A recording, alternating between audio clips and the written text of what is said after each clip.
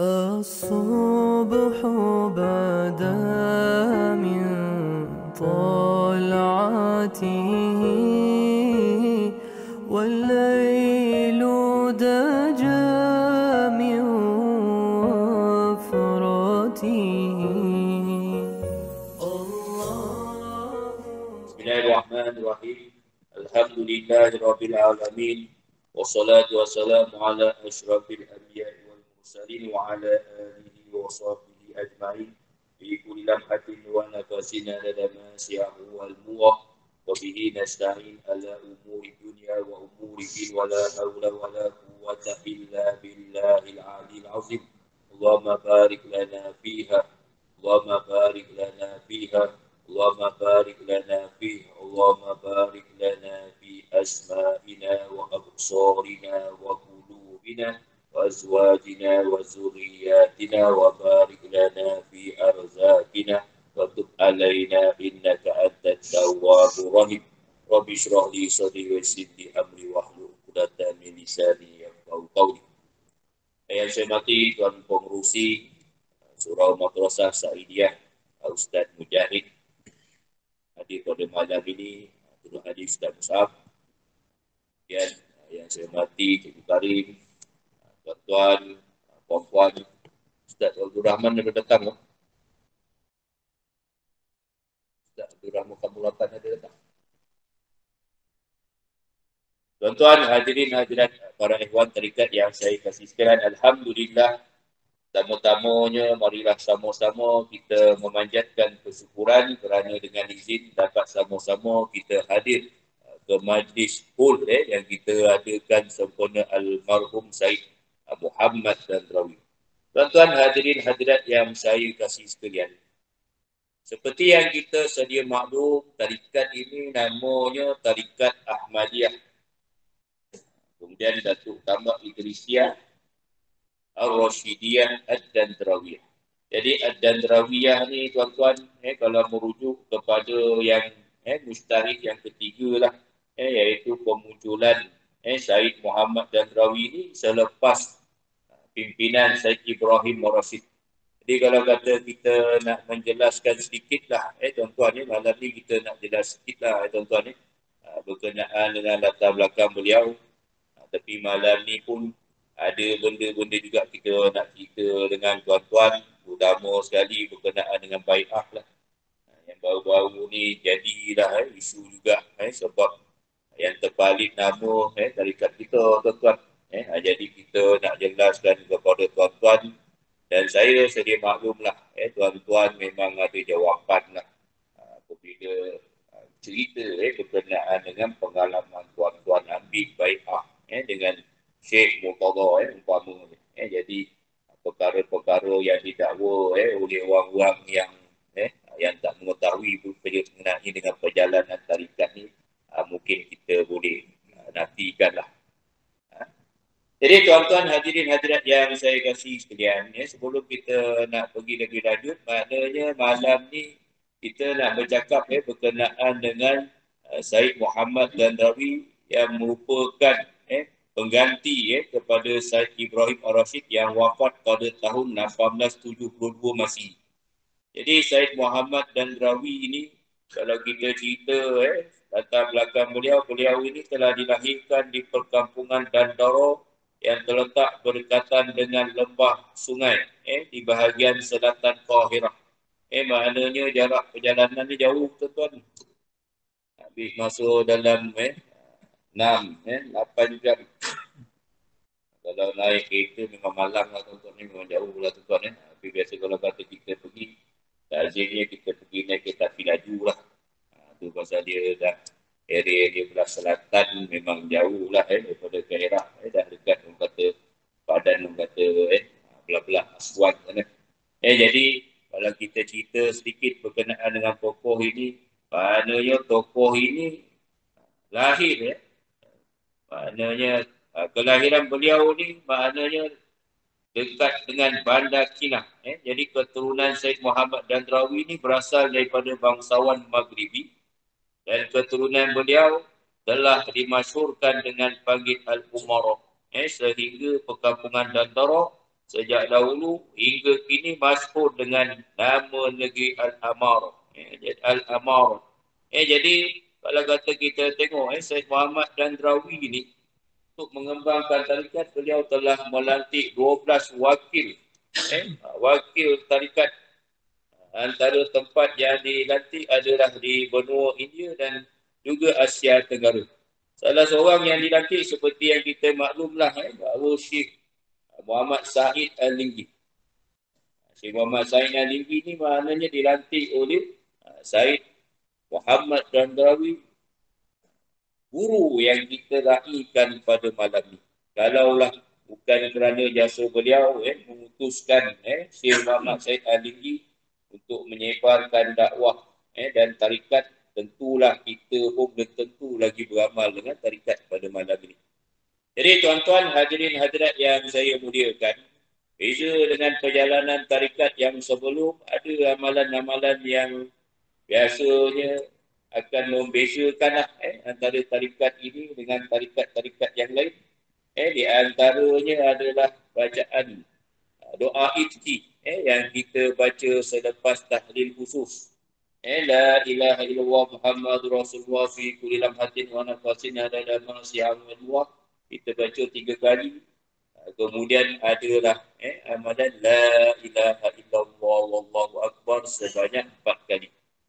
Jadi yang ini tak ada masalah. Ini memang sabit dalam hadis yang sahih tuan-tuan. Jadi amalan ni tak ada masalah. Dibaca dan kita mengamalkanlah ketika selepas mayat. Dan juga begitu juga ketika kita mentalkinkan ehwal-ehwal kita yang baru lah. Jadi baru-baru ni tuan-tuan ada juga kecoh berkenaan dengan bai'ah. Bai'ah ni apa dia tuan-tuan? Bai'ah ni maknanya ringkas kita cerita apabila seseorang itu mau beramal. Dia bertemu dengan seorang syekh. Jadi daripada situ dia ambil bai'ah. Dan bai'ah yang boleh kita sebut seperti mana yang Rasulullah SAW lakukan kepada para sahabat. Dia baca satu hadis yang Nabi Muhammad SAW laksanakan secara jamaah dan juga secara individu. Tapi saya baca yang dalam bahasa Melayu lah tuan-tuan.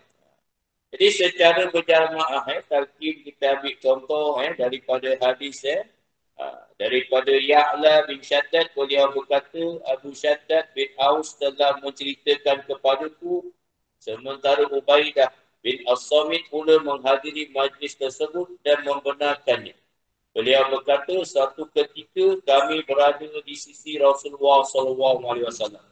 Lalu baginda bersabda, adakah di sisi kamu semua terdapat ahli kitab? Maknanya, selain daripada ahli kitab ni orang yang asing lah tuan-tuan. Ada tak orang ahli kitab dalam grup ini? Jadi sahabat menjawab tiada. Jadi tiada wahai Rasulullah. Maka Rasulullah SAW menyuruh menutup pintu. Baginda bersabda, angkatlah tangan-tangan kamu, ucapkanlah la ilaha illallah. Kemudian baginda bersabda, alhamdulillah, ya Allah, sesungguhnya engkau mengutuskan daku dengan kalimah ini, menyuruhku dengannya dan menjanjikan daku dengannya akan syurga. Kemudian Nabi bersabda, sesungguhnya engkau tidak menyalahi janji. Baginda kemudiannya bersabda, ingat, kabarkanlah berita gembira, sesungguhnya Allah telah mengampuni dosa kamu. Ini hadis secara bai'ah secara umum. Dan ada juga bai'ah secara individu. Tapi lazimnya tuan-tuan kita buat individu tuan-tuan berbanding dengan jemaah. Sebab bila kita buat secara berjemaah, maknanya kita tak ada lah ijazahkan tuan-tuan mana-mana amalan zikir, tuan-tuan datang ambil barakah je lah. Jadi lazimnya kita buat secara individu. Ada orang memang kita bagilah amalan-amalan sebelum beramal dengan tarikat ini. Ada orang kita tak bagi. Jadi yang tak bagi tanya pula, Ustaz, kenapa dia tak tidur? Senang nak jawab. Orang yang tak biasa kita jumpa, kita tak bagi. Orang yang tak biasa kita jumpa, kita tak bagi. Sebab kita tak tahu latar belakang orang ni boleh tak boleh. Dan satu lagi, amalan permulaan tarikat tu hanya jalan afdal saja. Jadi kalau kata kita nak mulakan dengan amalan tersebut bagus. Tetapi kalau saya kata kau teruskanlah amalan zikir la ilaha illallah, teruskanlah. Sebab kita ambil pendekatan yang dilakukan oleh Syekh Muhammad Said, maknanya dia kata dia tak buat. Sebab dipikir jalan itu adalah afdal. Sebagaimana saya, tuan-tuan, ketika ambil bai'ah dengan Syekh Murtada, benda yang pertama ditegaskan seperti mana yang disebut oleh pengasas kepada tarikat. Dia kata pengasasan susah pula. Mustahid kepada tarikat ini, Syekh Muhammad dan Rawi, iaitu tarikat aku ini adalah tarikat bersandarkan Al-Quran dan As-Sunnah.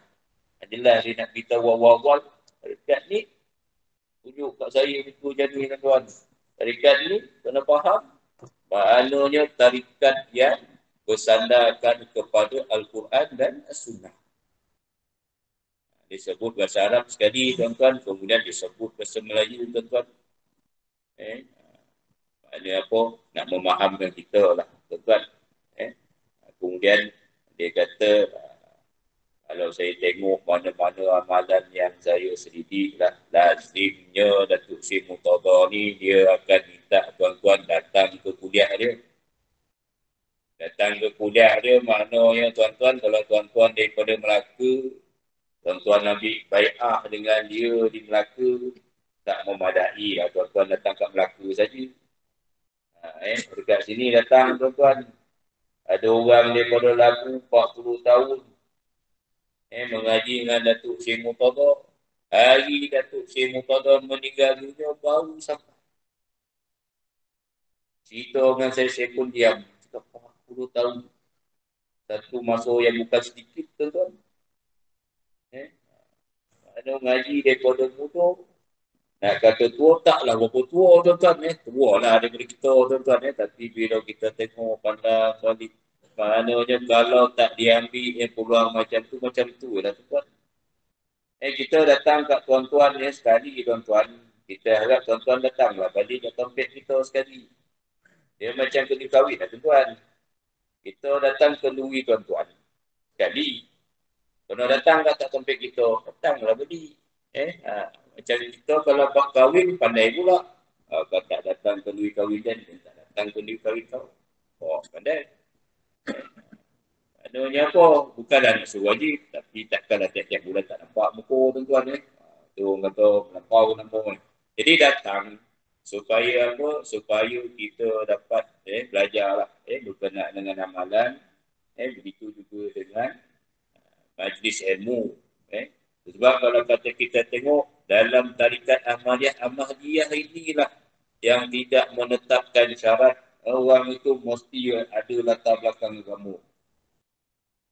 Maknanya label-label ustaz lah. Kalau kata label-label ustaz, maknanya boleh kira dengan jari, tuan-tuan.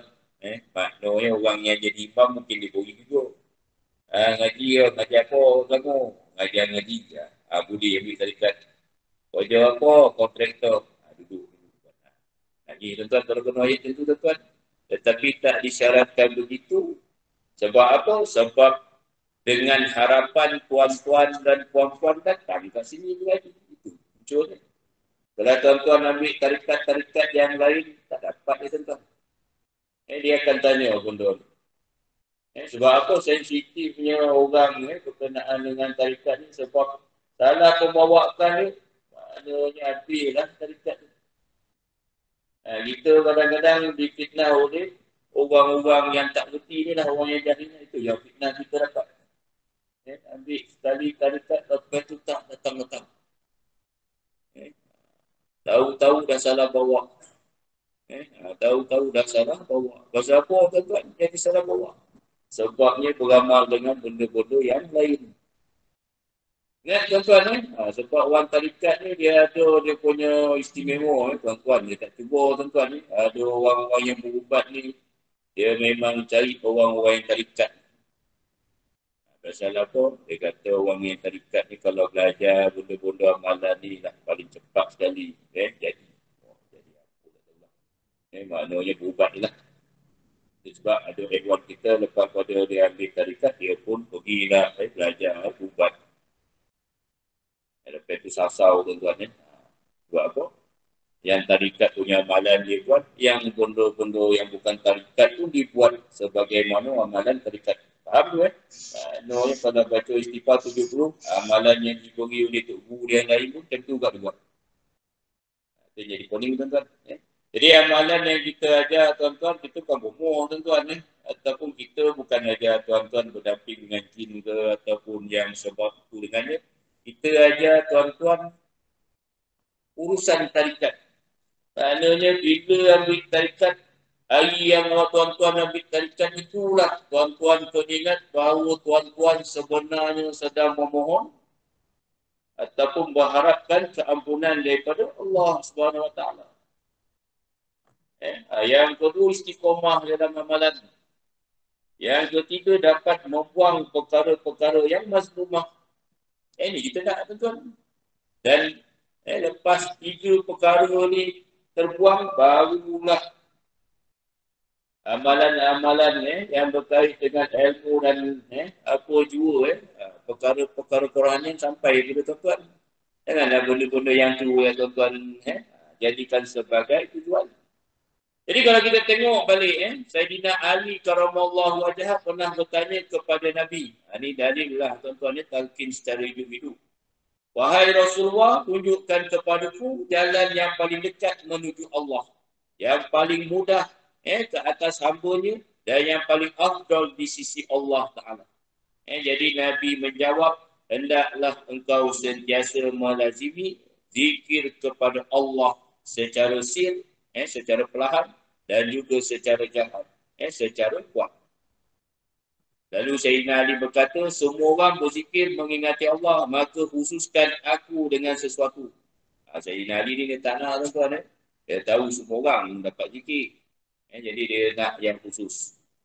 Jadi Nabi bersabda, perkataan yang paling afdal aku dan Nabi-Nabi sebelum ni adalah ucapan zikir la ilaha illallah. Kerana apa?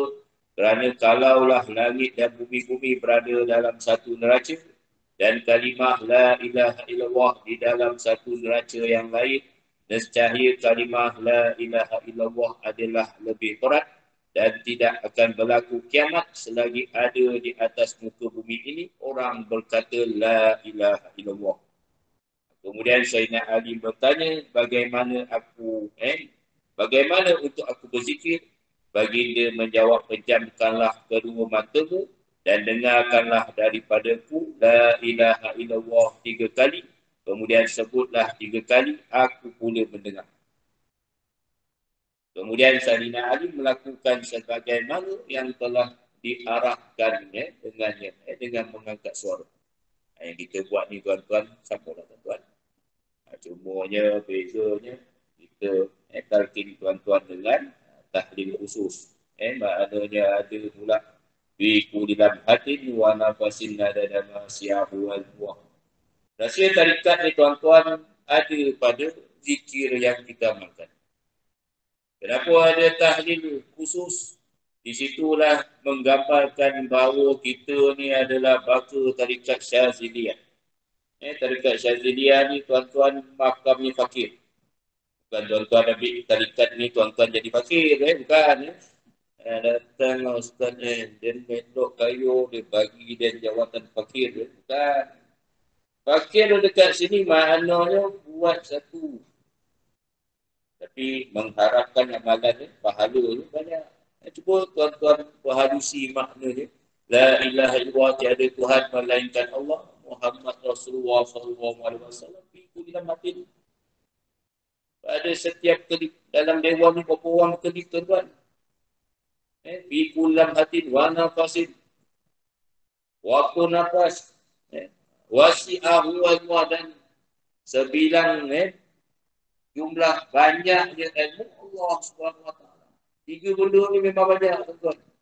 Berkelip memang ramai. Bernafas memang ramai. Kalau tak bernafas tuan-tuan, makna itu ke alam barzakh kita tuan-tuan. Kejap itu bangun. Jadi yang ini, itu sebab lepas pada ambil tarikat, baca lah zikir banyak-banyak. Oh, baca tiap-tiap hari. Kita tak tanya lagi tuan-tuan. Kita boleh kita tanya tuan-tuan, tapi tak tergambar nak dengar kan. Start ikhlas sekali je dia baca. Macam tu dia bagi tu. Nah, itu. Maknanya kita minta tuan-tuan buatlah. Paling tidak lebih lah daripada maknanya paling kurang tiap-tiap kali semayang. Maknanya 3 kali lah. Kali dengan 5 boleh lah. Ataupun tuan-tuan nak lebih daripada itu buat. Kalau ikutkan dalam usul, maknanya 10. Buatlah tiap-tiap kali semayang 10. 5 kali semayang dapat 50. Jadi kita cerita sikit-sikit lah tuan-tuan. Ada orang kadang-kadang dia mengadu. Bukan seorang mengadu tuan-tuan. Ramai mengadu. Aduh Ustaz, masuk zikir la ilaha illallah, komen lancar, cantik. Licin. Berapa jam. Hebat. Kita baca zikir la ilaha illallah ni, kenapa tuan-tuan yang jadi susah? Sebab kita nak minta akhirat tuan-tuan. Kita nak buang dunia. Itu yang susah. Yang kita ada dalam hati kita, berbunga dalam hati kita, dunia. Itu sebab bila dunia dengan akhirat ini, dia bertembung, itu yang menyebabkan ianya susah. Saya nak cerita jugalah tuan-tuan, masa time saya ambil baikah dengan Syekh Rani lah tuan-tuan, dapat arahan daripada Syekh Tadau. Ambil, dia kata ambil berkat dengan guru. Dulu Abah ambil dengan Syekh Soleh. Mudah-mudahan hidup berkat, kita pergi tuan-tuan. Oh, tuan-tuan. Apa yang dia sebut, kita kena ikut tuan-tuan.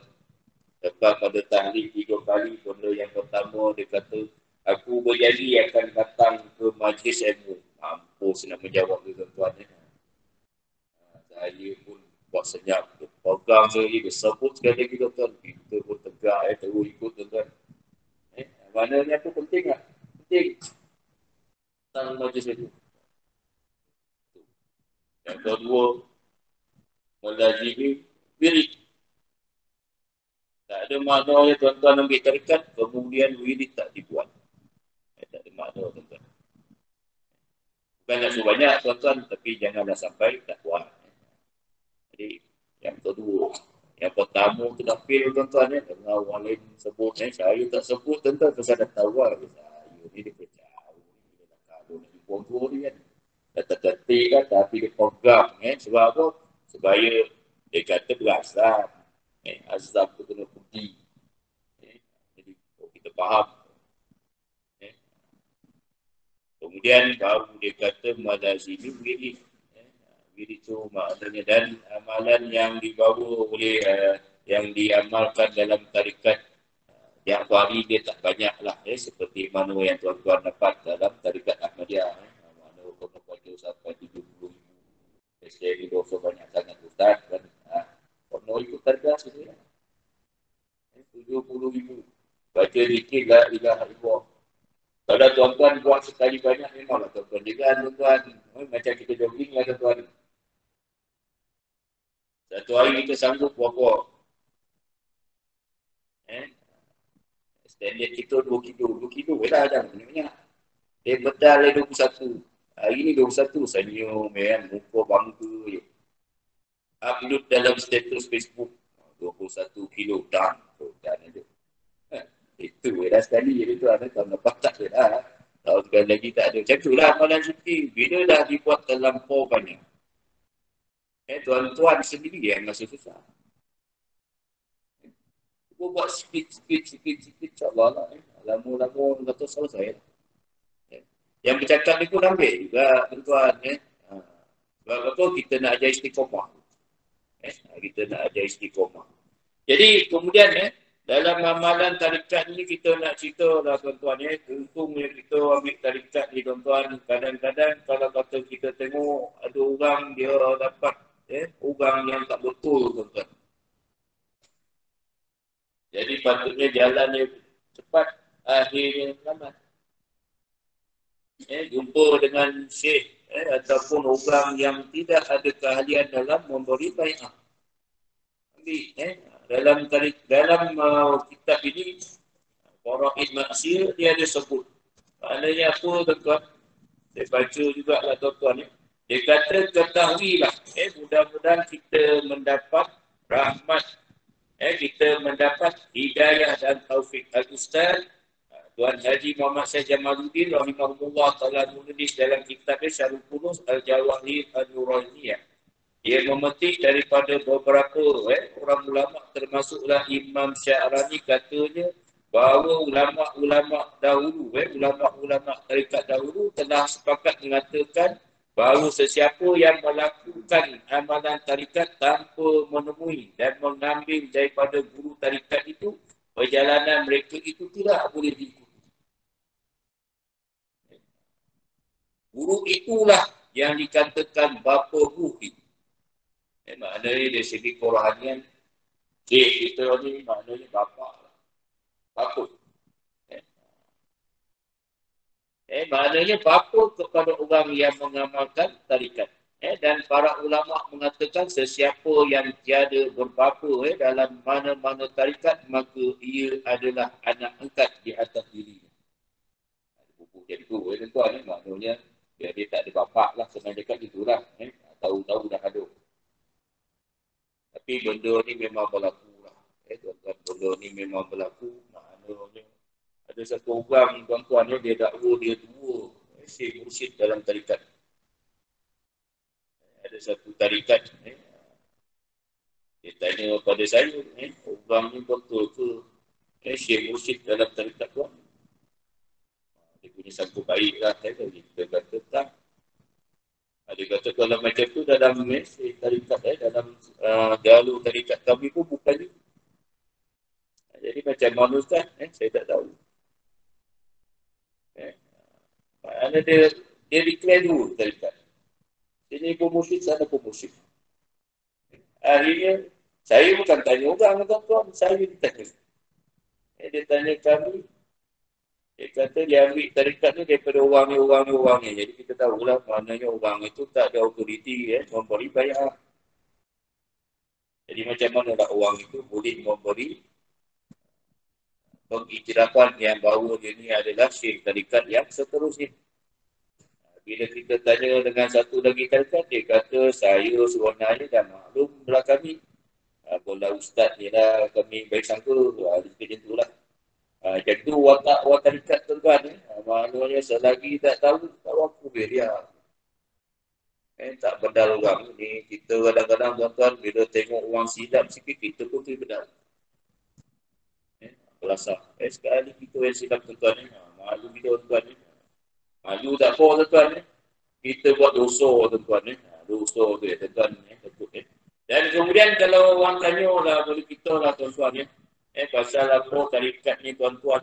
Tak ramai yang ambil lah tuan-tuan. Utama para asatizah.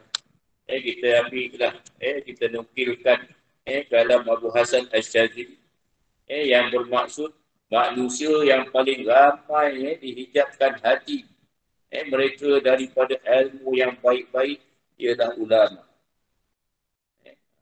Maha suci Allah yang menghijab hati ulama dengan ilmu mereka sendiri.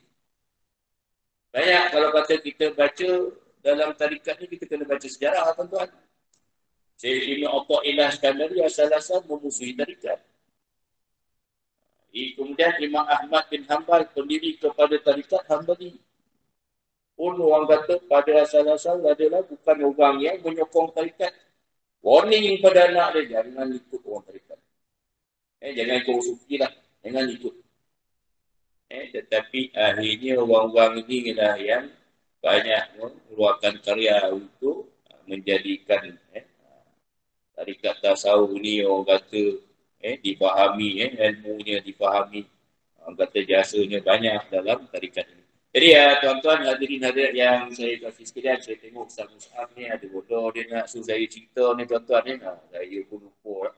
Dah banyak kali lah saya janji nak cerita ni. Jadi yang ini kita ada asas tarikat lah. Dalam yang kita ada edah ada kita jual ni dalam RM10 RM10. Asas tarikat maknanya Dalam ini adalah antara amalan wirid yang utama ada tuan-tuan maknanya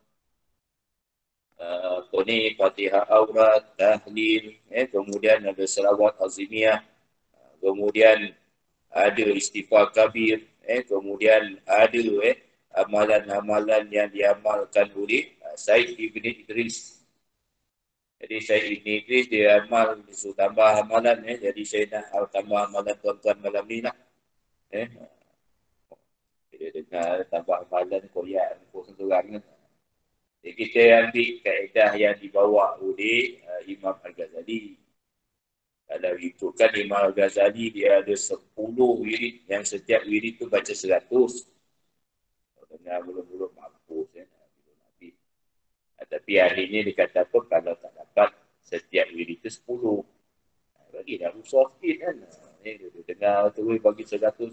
Umur muka cembeng ni tuan-tuan Jadi antara amalan yang boleh ditambah, boleh merujuk pada muka 9, iaitu Subhanallahil Azimi wa bihamdi. Subhanallah Azimi wa bihamdi. Ya tuan-tuan, ini adalah khazanah kita dalam surga. Satu tasbih, besok pahala dia macam satu bukit tuan-tuan. Tak mau tak kok. Atau pulang. Kemudian Subhanallah walhamdulillah wa la ilaha illallah wallahu akbar. ولا حول ولا قوة إلا بالله العلي العظيم في كل لمحة ونفس عدد ما شاء الله 100 kali pagi dan petang. Yang apa zikir yang saya sebut tadi tu punya juga pagi dan petang. Subhanallah wa bihamdi astaghfirullah innahu kana tawwaba 70 kali pagi dan petang. Rabbi firli wa tub alayya innaka antat tawwabur rahim 100. Kemudian surah Ikhlas 100. Kemudian Ya Latif 1000. Ini Ya Latif ni kita dah baca dalam zikir 5 tuan-tuan Istighfar, Ya Latif, kemudian Hasbunallah wa ni'mal wakil. Kemudian wa sayyafikahumullah wa huwa samiul alim, zikir kifayah. Dan juga zikir hauqala la haula wala quwata illa billah wala manja minallah illa ilaih la haula wala quwata illa billah. Ini pun adalah khazanah dalam surga kelak. Kalau tuan-tuan baca yang ini, zikir 5 ni tambahlah dengan yang saya sebut sebentar tadi. Tak dapat ikut bilangan yang itu, maknanya baca lah 10. Ambil orang kata berkah daripada amalan yang diijazahkan oleh tuan guru kita, iaitu Said Ahmad bin Idris. Said Ibn Idris. Jadi ambil amalan ni, jadi bacalah. Dan selain daripada itu, maknanya dalam kitab ni dia ada ratib pagi dan subuh dengan subuh dengan petang. Boleh dilaksanakan secara berjemaah ataupun individu. Kemudian ada amalan Asma'ul Husna dalam ni. Dan juga kalau tak silap saya yang akhir tu usun Dan Risalah Kawaid dalam ni pun ada dijelaskan juga Risalah Kawaid. Tapi Risalah Kawaid ni kita dah translate dalam bahasa Melayu bukan kami lah orang yang pertama translate ditranslate oleh anak dia almarhum Syekh Haji Ahmad iaitu Mahmud kami punya pak saudara lah Pak Unggal ada ditranslate boleh lah rujuk Risalah Kawaid dan Risalah Asas. Jadi tuan-tuan hadirin hadirat yang saya kasih sekalian, marilah sama-sama kita meneruskan majlis kita malam ni dengan majlis zikir insya-Allah. Astaghfirullahalazim, astaghfirullahalazim, astaghfirullahalazim. Allahumma anta rabbi la ilaha illa anta khalaqtani wa ana abduka wa ana ala ahdika wa wa'dika mastata. A'udzu bika min syarri ma sana'tu. أبوء لك بنعمتك علي وأبوء بذنبي فاغفر لي فإنه لا يغفر الذنوب إلا أنت. الصبح بدا من طلعته والليل دجى